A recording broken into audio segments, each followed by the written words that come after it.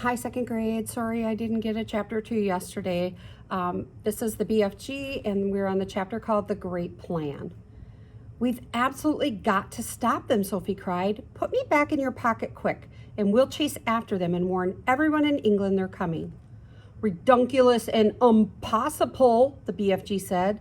They is going 2 times as fast as me, and they is finishing their guzzle before we is halfway. But we can't just sit here doing nothing, Sophie cried. How many girls and boys are they going to eat tonight? Many, the BFG said. The flesh lump eating giant alone has a most squawkling, wopsy appetite. Will he snatch them out of their beds while they're sleeping? Like peas out of a pottle, the BFG said. I can't bear to think of it, Sophie cried. Then don't, the BFG said. For years and years I is sitting here on this very rock every night after night when they is galloping away, and I is feeling so sad for all the human beings they's going to gobble up. But I has had to get used to it. There's nothing I can do. If I wasn't a titchy little runty giant, only 24 feet high, then I would be stopping them, but that is absolutely out the window.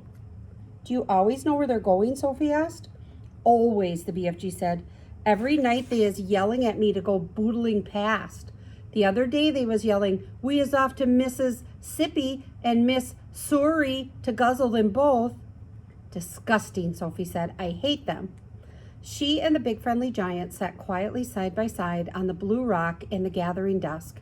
Sophie had never felt so helpless in her life. After a while, she stood up and cried out, I can't stand it. Just think of those poor girls and boys who are going to be eaten alive in a few hours' time. We can't just sit here and do nothing. We've got to go after those brutes. No, the BFG said. We must, Sophie cried. Why won't you go? The BFG sighed and shook his head firmly. I has told you 5 or 6 times, he said, and the third will be the last. I is never showing myself to human beings. Why ever not? If I do, they'll be putting me in the zoo with all the jiggy raffs and catty piddlers. Nonsense, Sophie said. And they will be sending you straight back to an orphanage, the BFG went on. Grown-up human beings is not famous for their kindness. They is all squiffle rotters and grink sludgers. That simply isn't true, Sophie cried angrily. Some of them are very kind indeed. Who? The BFG said. Name one. The Queen of England, Sophie said. You can't call her a squiffle rotter or a grink sludger. Well, the BFG said. You can't call her a squeak pip or a not mucher either, Sophie said, getting angrier and angrier. The flesh lump eater is longing dearly to guzzle her up, the BFG said, smiling a little now. Who, the Queen? Sophie cried, aghast. Yes, the BFG answered. Flesh lump eater says he is never eating a queen, and he thinks perhaps she has an especially scrumptiddly-umptious flavor. How dare he, Sophie cried. But Flesh lump eater says there's too many soldiers around her palace, and he dursn't try it. So there is the BFG talking to Sophie.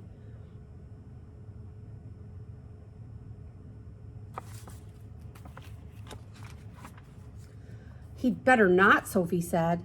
He is also saying he would like very much to guzzle one of the soldiers in his pretty red suit, but he is worried about those big black furry hats they is wearing. He thinks they might be sticking in his throat. I hope he chokes, Sophie said. Flesh lump eater is a very careful giant, the BFG said. Sophie was silent a few moments. Then suddenly, in a voice filled with excitement, she cried out, I've got it! By golly, I think I've got it! Got what? Asked the BFG. The answer, cried Sophie. We'll go to the Queen. It's a terrific idea. If I went and told the Queen about these disgusting, man-eating giants, I'm sure she'd do something about it. The BFG looked down at her sadly and shook his head.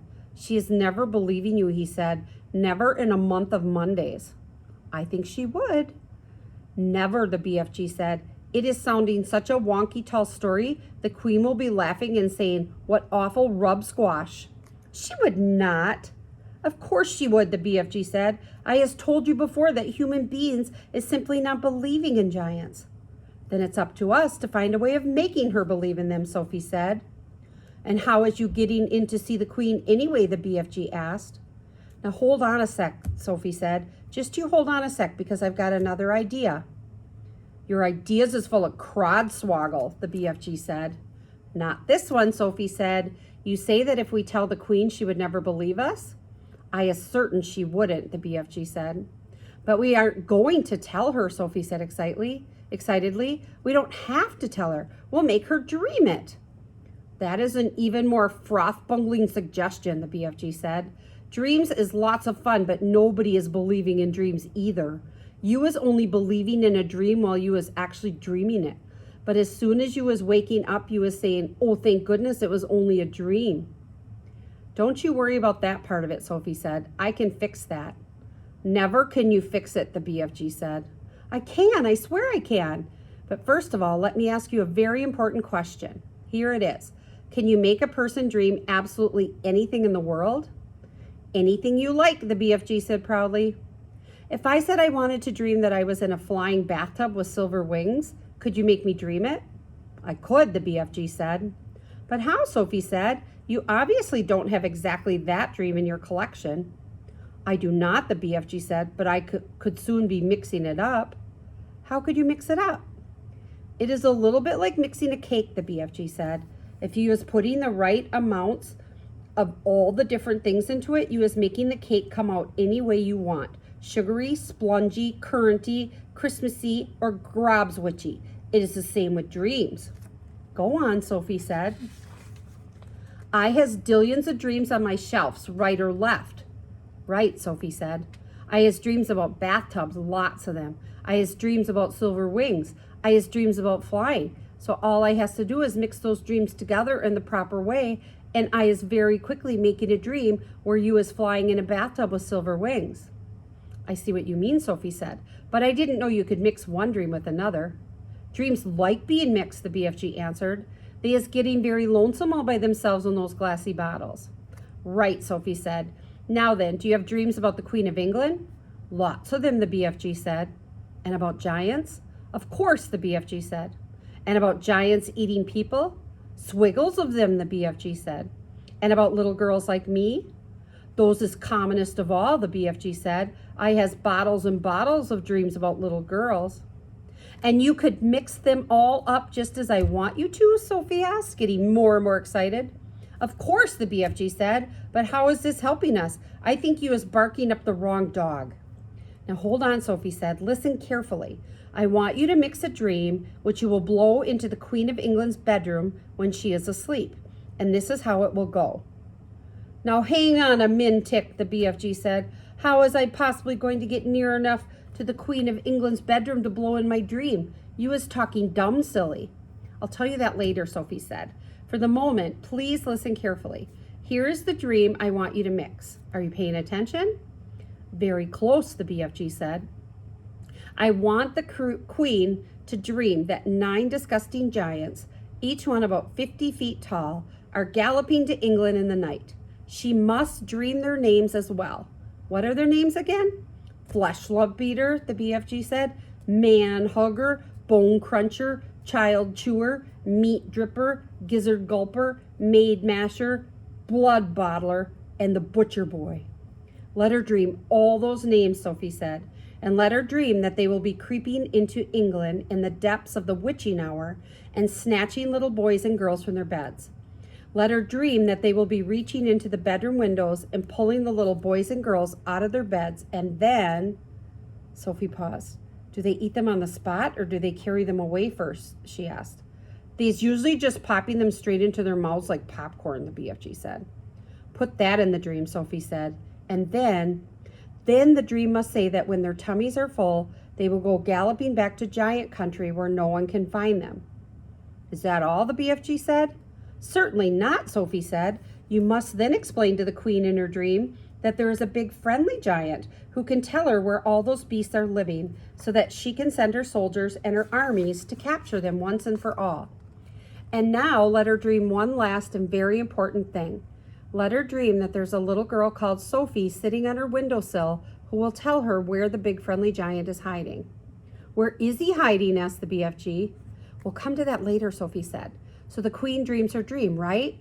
Right, the BFG said. Then she wakes up and the first thing she thinks is, oh, what a horrid dream. I'm so glad it was only a dream. And then she looks up from her pillow, and what does she see? What does she see? The BFG asked. She sees a little girl called Sophie sitting on her windowsill, right there in real life before her very eyes. How's you going to be sitting on the Queen's windowsill, may I beg? The BFG said. You are going to put me there, Sophie said. And that's the lovely part about it. If someone dreams that there's a little girl sitting on her windowsill, and then she wakes up and sees that the little girl really is sitting there, that is a dream come true, is it not? I is beginning to see where you is driving to, the BFG said. If the Queen is knowing that part of her dream is true, then perhaps she is believing the rest of it is true as well. That's about it, Sophie said, but I shall have to convince her of that myself. You said you was wanting the dream to say there is a big friendly giant who's also going to talk to the Queen? Absolutely, Sophie said. You must. You are the only one who can tell her where to find the other giants. How was I meeting the Queen? Asked the BFG. I is not wanting to be shooted at by her soldiers. The soldiers are only in the front of the palace, Sophie said. At the back there is a huge garden and there are no soldiers in there at all. There's a very high wall with spikes on it around the garden to stop people climbing in, but you could simply walk over that. How is you knowing all this about the Queen's palace? The BFG asked. Last year I was in a different orphanage, Sophie said. It was in London and we used to go for walks all around there. Is you helping me to find this palace? The BFG asked. I has never dared to go hide and sneaking around London in my life. I'll show you the way, Sophie said confidently. I is frightened of London, the BFG said. Don't be, Sophie said. It's full of tiny dark streets and there are very few people about in the witching hour. The BFG picked Sophie up between one finger and a thumb and placed her gently in the palm of the other hand. Is the Queen's palace very big? He asked. And there's Sophie sitting on the BFG's hand.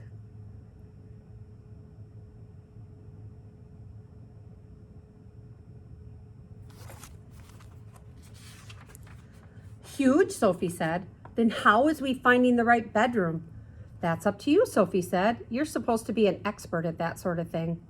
And you is absolutely sure the Queen will not put me in a zoo with all the caterpillars? Of course she won't, Sophie said. You'll be a hero, and you'll never have to eat snozcumbers again. Sophie saw the BFG's eyes widen. He licked his lips. You mean it, he said. You really mean it? No more disgustive snozcumbers? You couldn't get one if you wanted to, Sophie said. Humans don't grow them. That did it. The BFG got to his feet. When is you wanting me to mix this special dream, he asked. Now, Sophie said, at once. When is we going to see the Queen, he asked. Tonight, Sophie said, as soon as you've mixed the dream. Tonight, the BFG cried. Why such a flosh-bunking flurry? If we can't save tonight's children, we can anyway save tomorrow, Sophie said. What is more, I'm getting famished. I haven't had a thing to eat for 24 hours. Then we better get crackling, the BFG said, moving back towards the cave. Sophie kissed him on the tip of his thumb. I knew you'd do it, she said.